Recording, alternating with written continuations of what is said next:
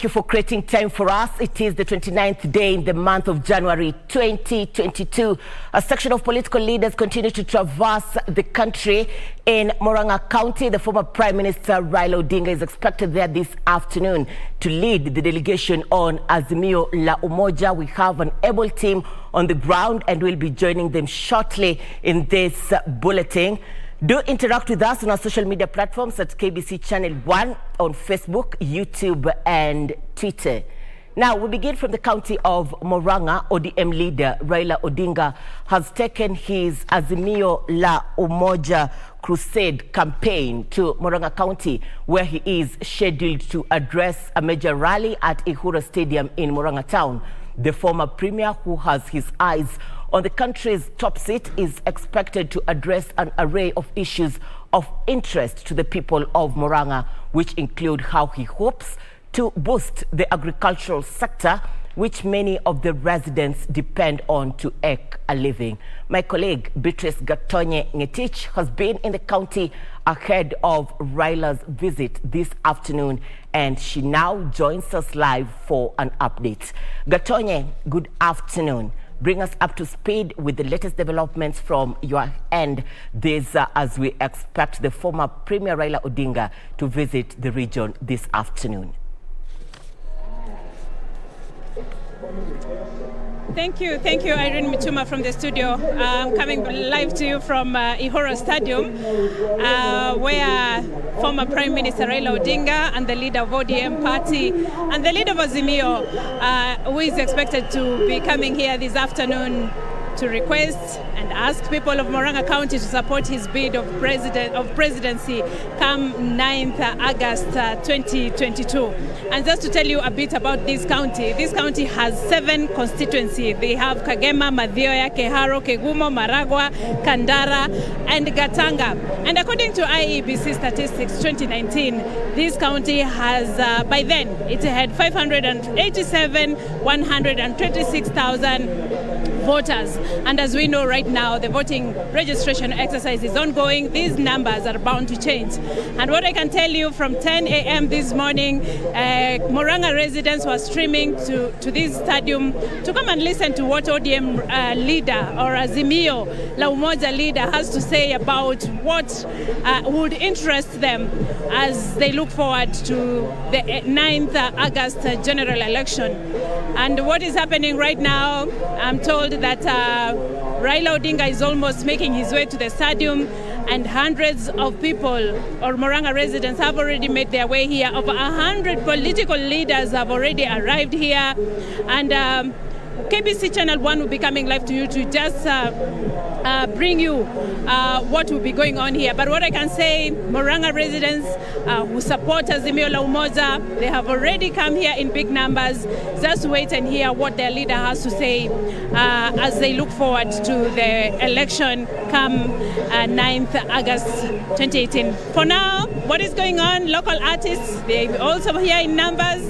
They're entertaining the people who have already arrived here, and we can just wait and see and hear what Odinga will be promising and bringing on the table for people of Murang'a. Back to you to the studio, Irene Muchuma. Gatonye, continue enjoying the entertainment back in the county of Murang'a. This as we look forward for detailed information ahead of the rally in Murang'a County. This as former Prime Minister Raila Odinga is leading the Azimio la Umoja delegation to the county of Murang'a, few months to the August 9th general election. Still on politics, the Roots Party of Kenya leader Professor George Wajakoya has criticized the decision by Amani National Congress party leader Musalia Mudavadi to work with the Deputy President William Ruto ahead of the 2022 general election, terming their alliance as a political gimmick. Wajakoya, who hopes to become the country's 5th president, challenged his opponents to pave way for what he termed as his modern style of leadership. The Roots Party of Kenya leader Professor George Wajakoya has called for an audit of religious organizations, which he says are often used to clean dirty money from politicians. They are supposed to save the soul, not to corrupt the soul by getting ill gotten wealth. For what purpose? Wajakoya, who hopes to vie for presidency in the August polls, insisted that he is the best candidate to lead the country and will not be derailed by alliances being forged by his opponents. Mudavadi has let Kenyans down by joining Ruto, and probably it's his own wish. I cannot choose for him. But secondly, the Azimio la Umoja leaders, they are the same. Raila Odinga is an epitome of politics in the country. I know him personally, I've worked with him, but it's high time he also led another group of direction to politics. It should not just be him all the time. We are also tired. That's why we have taken off and we are looking into anti-corruption. And Kitutu Chache's South parliamentary aspirant James Onkangi is urging residents to make their vote count by electing visionary leaders whose track record is clear. Unapaswa kusaidia wale ambao wanahitaji usaidizi. Hata bila hujachaguliwa kuwa kiongozi. So ni ya muhimu sana wale ambao wanapiga siasa ya vita, hatutaki siasa kama hiyo. Tunataka siasa ya action. Siasa ambao unaonyesha vitu unafanya kwa ground. Meanwhile, a section of members of the Maendeleo ya Wanawake organization in Nubia, Nyanchwa, Kisii County has called for peaceful campaigns in the run-up to the 2022 general election. Speaking to the media in Kisii town, the women led by Amina Hamisi vowed to be on the lookout and report anyone engaging in hate speech or electoral-related violence. Tunataka tukae na amani, hatutaki mambo ya uchochezi au mambo ya ukabila, hatutaki hapa Kisii. Tunataka tufanye kampeni yetu vizuri na tumalize vizuri na tukae na amani. Narok North Member of Parliament Moitalel Olekenta is calling for an audit of the county government funds, alleging that millions of shillings have been misappropriated. The MP, who is seeking to unseat the current governor Samuel Ole Tunai, is accusing the county's executive of instituting what he terms as ghost projects. Anasema alipeana mamilioni ya pesa na hiyo ya primary school. Hatujaona tanduru hiyo pesa imeenda wapi? Anasema ametengeneza barabara na hizo, na mimi niko na hizo, na hapa ndio nimezaliwa ndio ndugu. Hakuna kitu hiyo pesa imeenda wapi? Kuna pesa ya maji, kuna pesa hospitali, kuna pesa kila kitu. Na ile tunasema kama viongozi wa Masai, zile pesa ambazo zinatoka kwa serikali ya juu na zile zinatoka kwa county, ya county haifikii wananchi. For Lunchtime News, I'm Safin Achieng Ouma. Now, tension is high in Lamaiwe area of Baringo South constituency after armed bandits attacked, shooting 2 men who are hiding in the volatile region. Patrick Kimayo and James Ngetich, who sustained injuries following the attack, are now receiving treatment at the Baringo Referral Hospital in Kabarnet. This as according to Isaac Cheburet, a nurse at the Baringo Referral Hospital. The 2 patients are now in stable condition. This even as a section of leaders led by Mochongoi Ward MCA Kipruto Kimosop condemned the attack, asking the government to step up security in the region following a series of attacks in the area. James Ngetich sustained a gunshot wound on the left gastrocnemius muscles. Some of superficials, not so deep, but he is also in a stable condition. But the other guy is still bleeding, active bleeding. Patrick Kimayo is still bleeding, but they've stabilized him. Hawa wanyang'anyi wesi wa ng'ombe wenye wako na bunduki na ufamisi ya kimapafu wamekuwa pale, tumelalamika. OCS ya Mochongoi na ACC ya Mochongoi wamejaribu kila wawezalo, lakini hawana nguvu ya kutosha.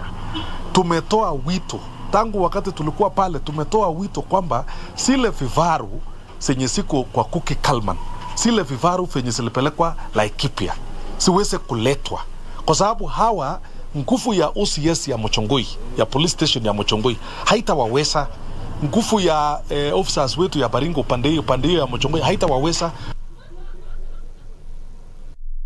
Clean Mombasa community-based organization and environmental lobby group has faulted Mombasa County government for failing to close the VOK dam site in Nyali sub-county. The group declared the dam site as illegal and a health hazard to residents living around the area.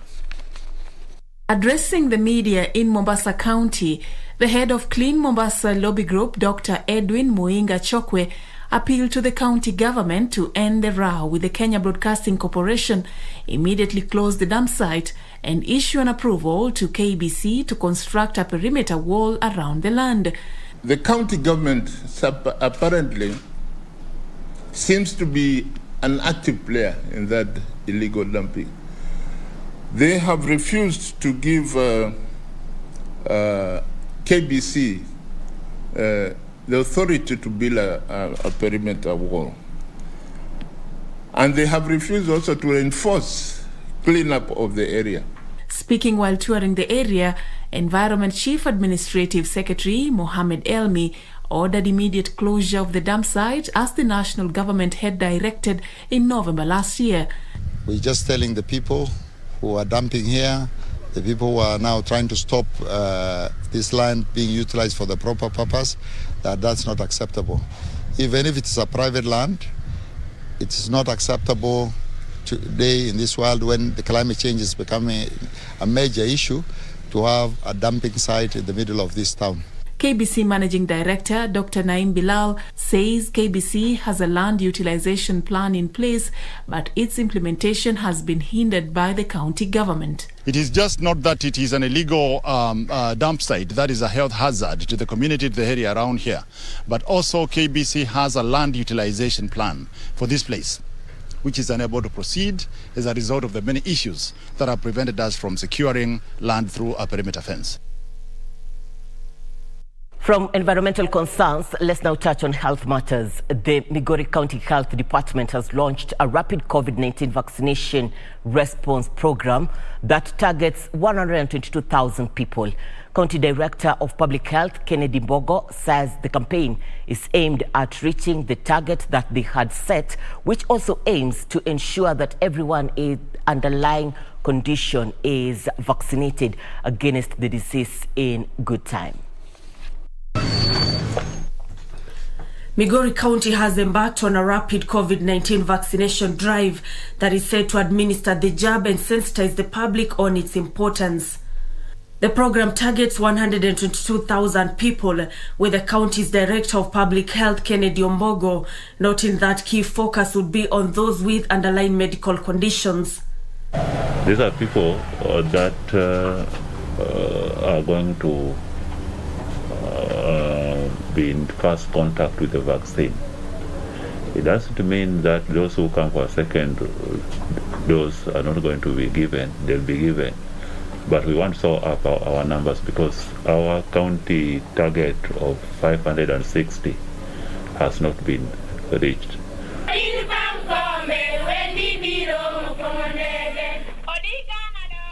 Mbogo saying that creating awareness on cancer and other non-communicable diseases should be carried on simultaneously with that of COVID-19.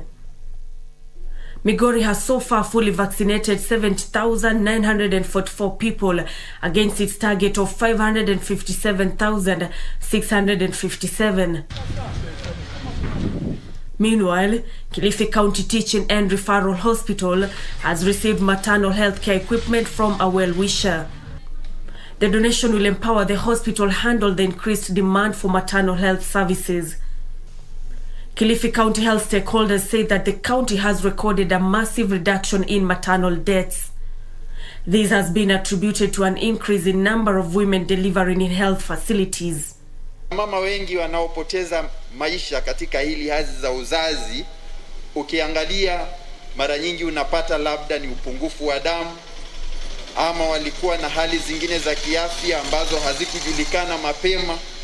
Kwa hivyo hapa sisi tuna kile kitengo tunaita critical care clinics, ambazo mama tunaweza kumjua mapema kabisa kwamba huyu katika hii safari asipopata usimamizi maalum atakuwa hatari. Ombi langu tu ni kwa mama kule manyumbani ni kwamba tujifungue kwanza kwa hospitali, kwa sababu ukijifungua hospitali kutaweza kuangaliwa zaidi.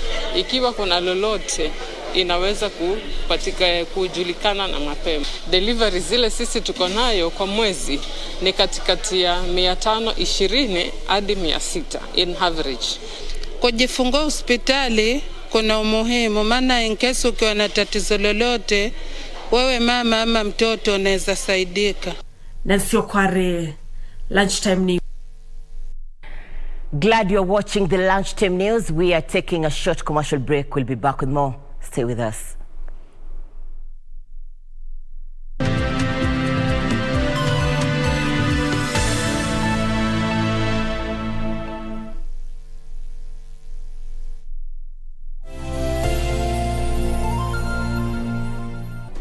Do you have a news story to share with KBC? Get in touch swiftly on email news@kbc.co.ke or call 0723 892 654 or 0734 780 124.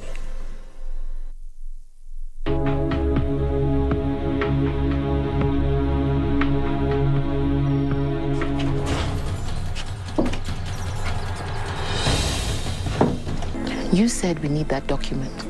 You said so yourself. What's wrong with you?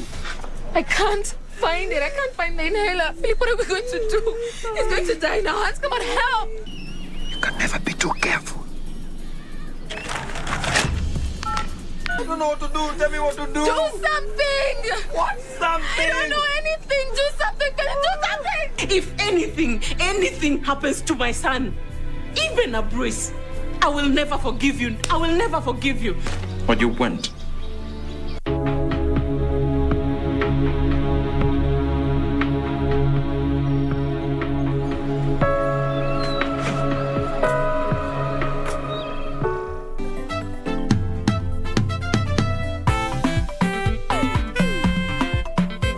People like you are the one who are making me to do bad things. It is not giving up, eh? You know what? I cannot stand seeing my friend Atito sing again, once again. I have a heart, Puana.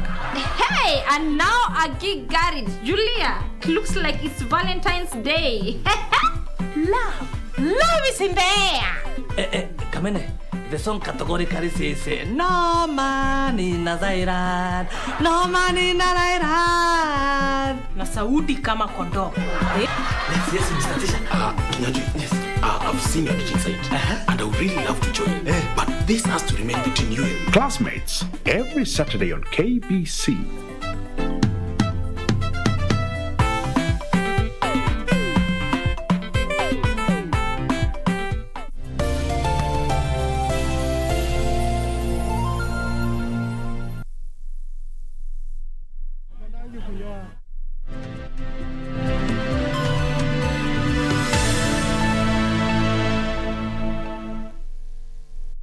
Thank you for staying with us. You're watching the Lunchtime News. Othaya Member of Parliament Gishuki Mugambi has reiterated his commitment to improving education standards in the constituency. The legislator says his main objective is to oversee prudent utilization of the National Government Constituency Development Fund (KITI) to improve physical infrastructure in all boarding and day schools in the constituency to provide equal opportunity to all learners. Othaya Member of Parliament Gishuki Mugambi has attributed the improvement in academic performance in the 2020 and 2021 national examinations across schools in Othaya sub-county to focused leadership in the running of schools. When we took over leadership, we chose to invest heavily in education because we know education is the only way to empower our children.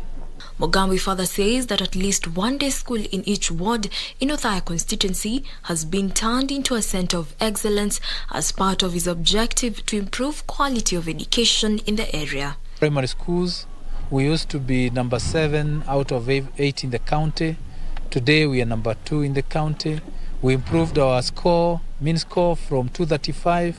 We are currently studying at 276 and rising. We believe it has helped so many kids to get into very good schools, high schools, and actually to be able to achieve their dreams. The lawmaker further claimed that the unique model in the sub-county, where the education sector is driven by alumni, has ensured the CDF kitty is put into proper use, including renovation of classrooms, building of modern toilets, installation of water harvesting equipment, and improvement of other infrastructure in all the 56 primary schools in the constituency. We knew that the environment of learning is so important if you really want good results. So we embarked on providing a conducive environment. And the secret is simple, is prioritization and integrity in the way you utilize resources. Parents and teachers alike also lauded the legislators' commitment to improving the education sector within the Othaya constituency. When he took over, Nyeri South, we actually managed to be number two. Number two, this is Nyeri South, in comparison with other divisions in Nyeri. I've seen transformational change in secondary schools and also in primary schools. Nimefurahia kazi ya mheshimiwa sana. Nilikuwa na mtoto Pagu mwenyewe, nilikuwa na mtoto Irene Girls.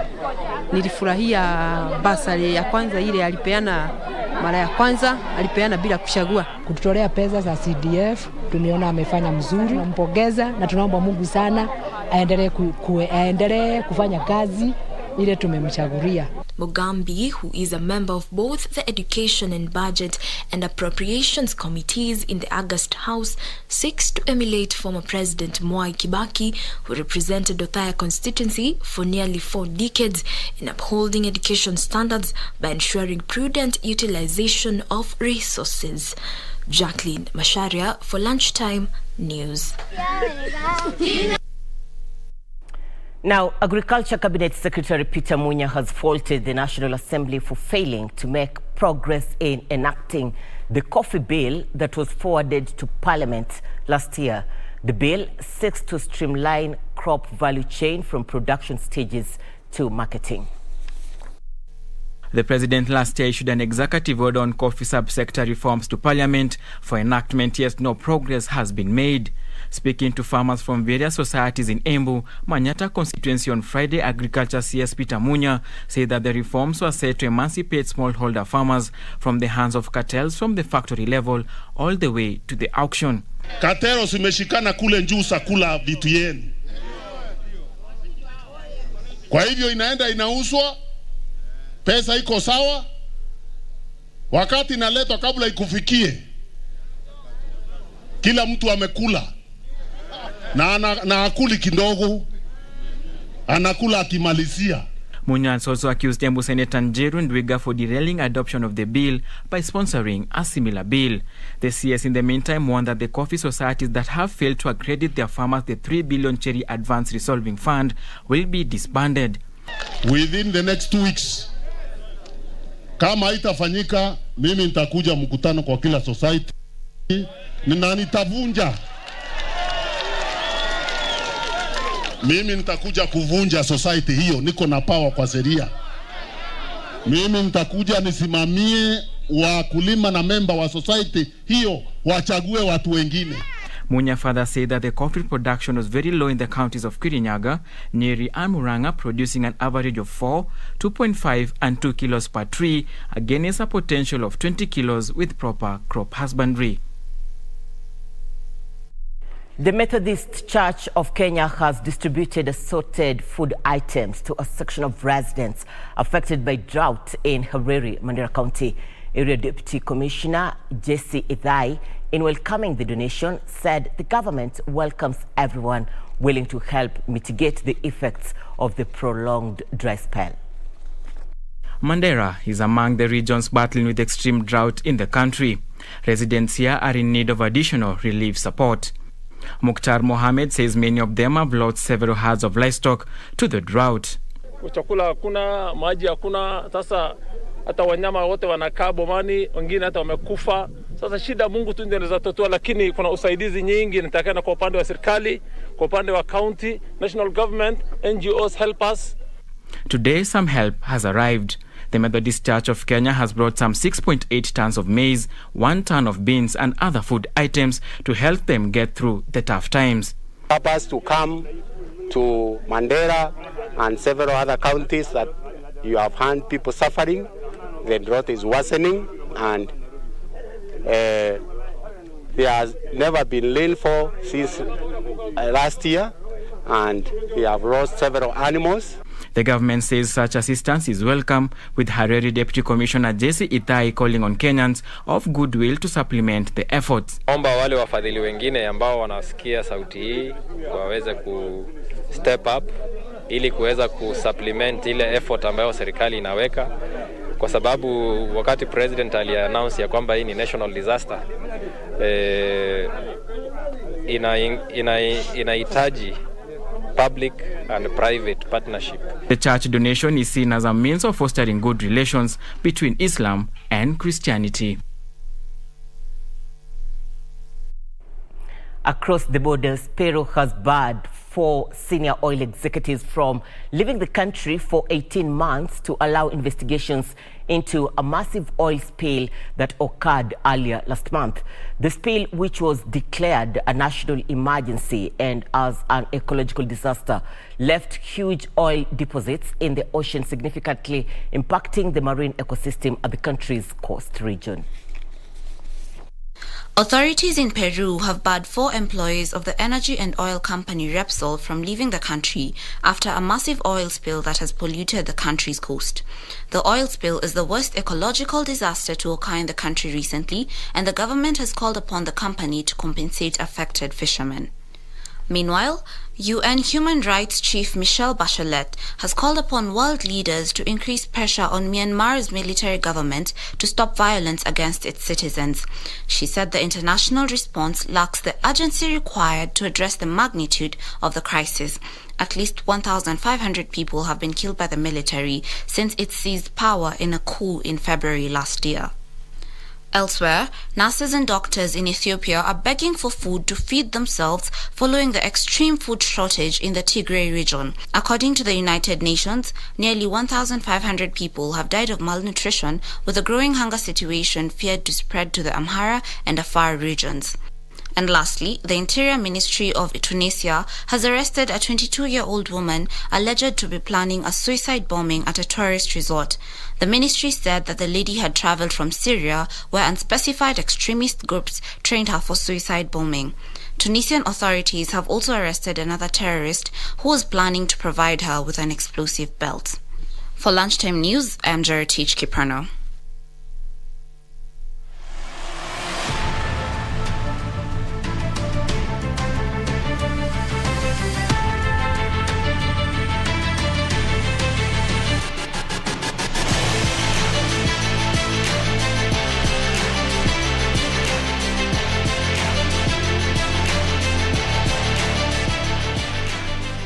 Thank you for staying with us. Let's now get to the fields. Sadio Mane has been declared fit for Senegal's Africa Cup of Nations quarter-final against Equatorial Guinea in Yaoundé tomorrow. After scoring the opening goal, the Liverpool star clashed heads with the opposing goalkeeper on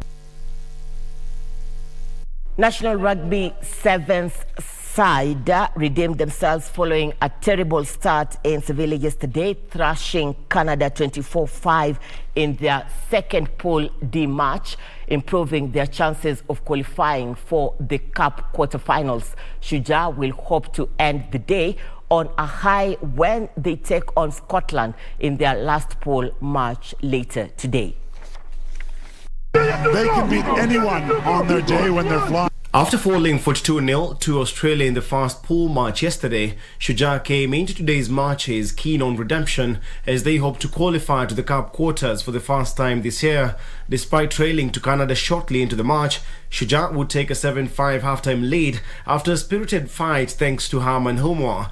Paul's been preaching and their tackle completion rate is up, although they've been breached right through the middle. Fantastic work from Humwa. It didn't take long for Shujaa to extend their lead in the second half, courtesy of Alvin Otieno's unconverted try. They've tested this Canadian defense, but only breached it once in the first half. Oh, and we talked about the power and the pace, the mix. And Alvin Otieno, unstoppable. In what was a repeat of last weekend's clash between the two nations in Malaga that ended in Canada's favour, Shujaa would get the last laugh as two more tries from Antonio Mondi and Vincent Onyala secured their first win in Seville. Hard infield goes Mwale. They're keeping the ball alive. This is good offloading. Humwa. And finally it comes back to Mwale. He's 2 meters out. There's options around. Tony Omondi, try for Kenya.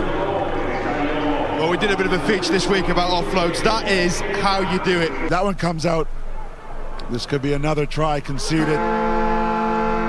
Onyala still going. The Hooters sounded.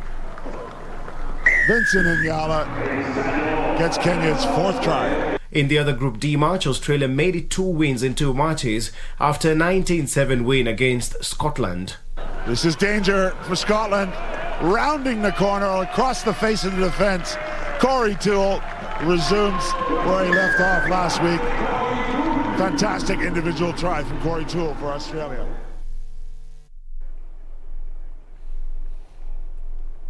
Well, earlier on, we linked with my colleague Beatrice Gatonyangetich, who is today with the Azimio La Umoja delegation in the county of Murang'a, where the former Prime Minister Raila Odinga is touring the region today. And the Premier is currently addressing the attendance at the rally. Let's listen in. Tuletea wanamuziki wa kutoka hapa Murang'a, kwa sababu kwa kaunti zote za Kenya, the leading county in export of artists and music is Murang'a County. Waithaka karibu pamoja na Ben Gedhae, mutuletee wasanii kutoka hapa kaunti ya Murang'a. Karibu. Asante sana, asante sana. Our Super MC, Your Excellency the 5th Raila Amolo Odinga, waheshimiwa wote, all the governors, cabinet secretaries, all dignitaries, and all protocols observed. Karibuni sana Murang'a. Haha temoshie. Nemokweda to welcome ageni aito. Tugiri atia. Omothe muthoni wa witũ nĩokire. Nĩmũramuona. Eha. Etagwo atia. Igwe! Azimia! Asante, karibu sana Our Excellency. Hivi sasa mtamuita my colleague Ben Gedhae atukaribia wasanii hapa. Muko tayari kwa Joyce wa mama na Joseka Tutura na Mosaimo na Sir James. Wapi duru ya Sir James? Karibu Sir James. Sir James, DJ Dibul.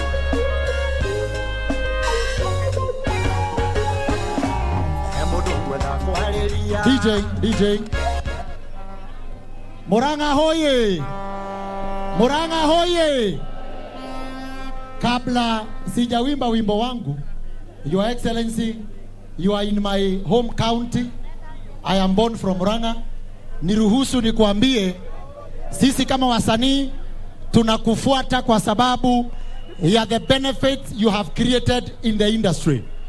Wakati Rais Uhuru Kenyatta alikutuma kwetu, ulinyenyekea, ukaja kwetu, and you solved issues za skiza, na bado unang'ang'ana kusolve za copyright. Sisi kama wasanii wa Murang'a, we salute you and we support you. Tuendelee ama tusiendelee?